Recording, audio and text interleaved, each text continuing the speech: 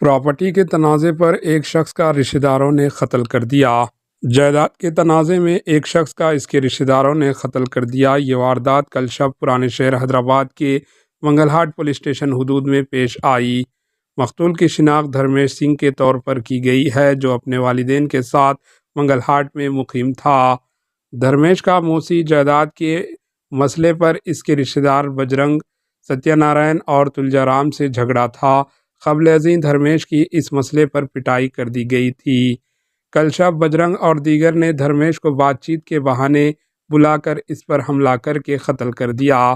اطلاع ملتے ہی پولیس وہاں پہنچی، جس نے لاش کو پوسٹ مارٹم کے لیے بھیج دیا اور اس سلسلے میں ایک معاملہ درج کر کے جانچ شروع کر دی۔ Bureau report, AHN news.